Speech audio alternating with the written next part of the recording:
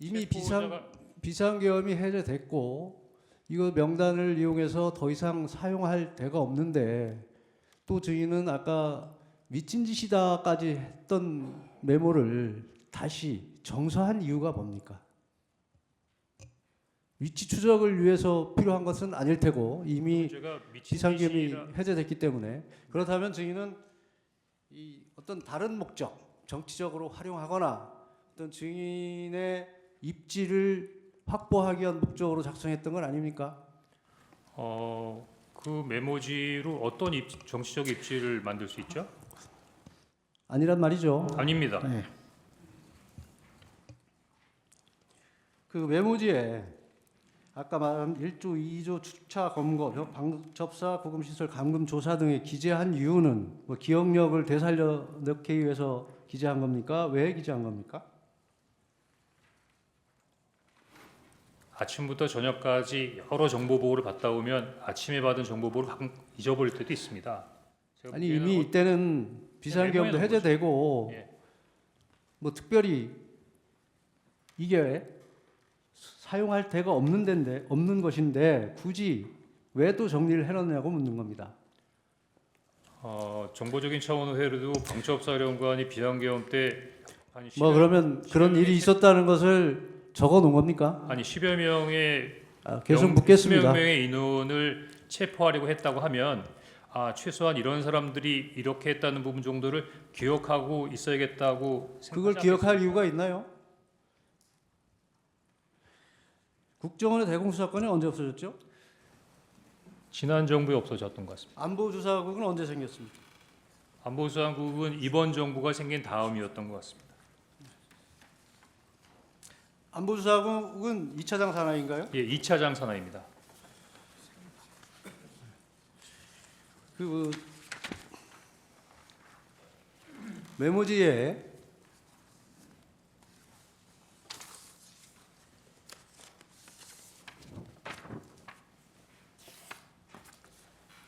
(1차) (2차) 추차 검거 또 검거 요청 뭐 이런 얘기들이 나옵니다.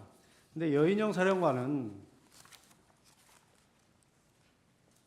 증인과 통화했을 때는 체포조가 아직 나가 있을 때도 아니라고 하고 있습니다. 그런데 증인은 아까 증언에서도 체포조가 나가 있습니다라고 여인영 사령관이 얘기를 했다고 합니다.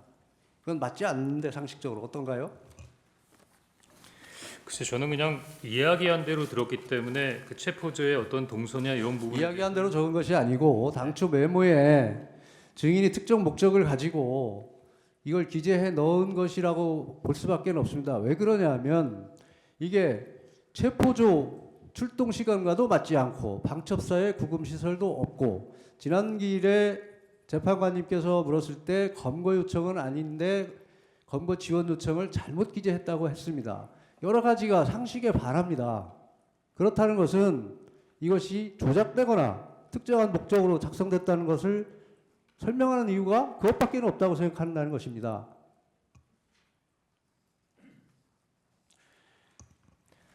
그냥 이야기해 그리고 증인 지난 기일에 국정원에서 여러 기관들이 협조를 하고 있어서 위치 추적이 가능하다고 했죠.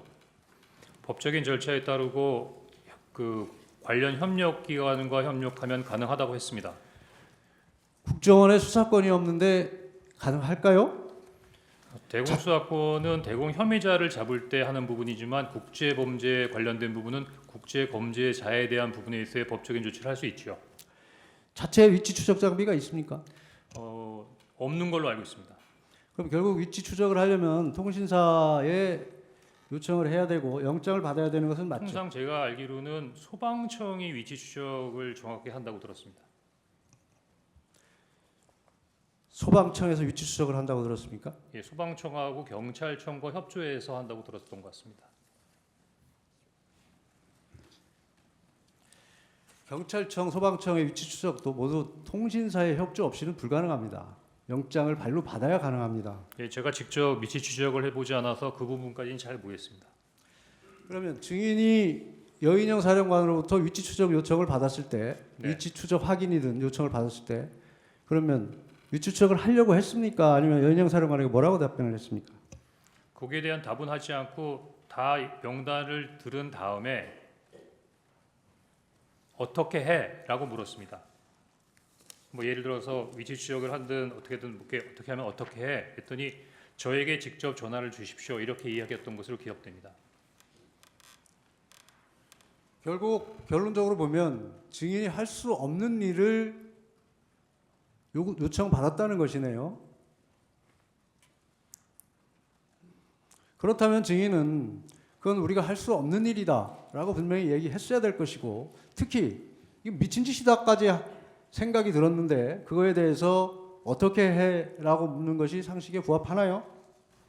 만약에 여인영 사령관이 저에게 그랬다면 아마 제가 혼을 냈겠죠. 그런데 그 전에 지시를 받았지 않습니까? 그 부분에 대해서는 고민을 했습니다. 그 전에 대통령께서 지시를 했다는 말씀인가요? 그렇습니다. 그때 대통령께서 증인과 여인영 사령관이 육사 선후배라는 얘기를 한 워딩이 기억나시나요? 기억 안 납니다. 대통령은 검찰총장까지 했고 국정원에 대한 수사를 오래 했습니다. 그래서 그 체계를 수사 체계를 누구보다 잘 압니다. 그리고 국정원에 대공수사권이 없다는 것도 압니다. 그런데 거기에 대고 증인에게 무슨 체포 지시를 한다는 것이 말이 된다고 생각하시나요? 저도 지금까지 그게 궁금합니다. 대공수사권도 없는데 체포 지시를 한다. 이것이 말이 되지 않는 것이고, 우선 대통령께서는 증인과 방첩사령관이 육사 선후배이고 방첩사령부에서 간첩 수사를 할 경우 국정원에서 가지고 있는 대공용의점 정보를 제공하고 방첩사 여건이 열악하니 국정원에서 지원하라는 취지로 얘기를 하셨다고 합니다. 그것을 증인은 일방적으로 누구를 체포하라는 지시로 받아들였다는 것인가요? 증인도 지난번 증언에서 목적어가 없다고 얘기한 건 맞죠? 맞습니다. 그것을 단순히 대통령과의 통화 후에, 그것도 여인영 사령관이 먼저 전화를 한 것도 아니고 증인이 여인영 사령관에게 전화해서 무엇을 할 것인지 물어보고 두 사람 간의 연결을 증인 마음대로 한 것 아닌가요? 그렇게 생각하기에는 전화 통화의 내용과 이어서 여인영 사령관의 얘기를 분리해서 생각하기에는 좀 논리적으로 어려웠다 이렇게 생각됩니다. 그건 논리의 문제가 아니고 사실관계나 여러 가지 객관적 정황을 놓고 판단을 해야 되지 않겠습니까? 국정원 1차장이신데 1차장까지 하셨는데 법률적인 문제나 현실적인 문제나 이런 것을 종합해 보면 그게 어떻게 연결이 된다고 생각을 하십니까? 그럼 우리 변호인 그거는 증인이 특정 목적을 가지고 억지로 자꾸 끼워 맞춘다고밖에 생각되지 않는데 어떤가요? 그럼 변호인님 제가 좀 모자라서 그러는데 당시에 어떻게 이해했던 것이 옳은지 한번 말씀해 주시겠습니까? 아닙니다. 증인 계속 묻겠습니다. 이 메모지 한번 봐주세요. 이 메모지는 증인이 아직도 가지고 있는 원본은 맞죠?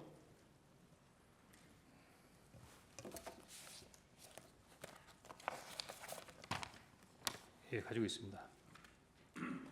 이 메모지에 다시 아까 2차인지 3차인지 증인이 얘기하는 그 메모지에 조혜주, 양정철 두 사람이 또 추가됩니다. 네. 이건 언제 기재한 건가요?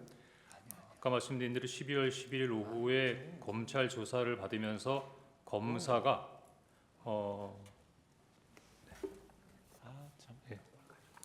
예, 됐습니다. 원본 좀 달라고. 네, 예, 원본. 언제 기재한 겁니까? 검찰 조사 받을 때입니다. 12월 11일입니까? 12월 11일 오후로 기억합니다. 그러면 검찰에는 왜 이것을 제공을 안 하고 아까 그 보여준 문서 그거를 제공을 했죠? 제출을 했죠? 이 조혜주, 양정철 언제 기재한 겁니까?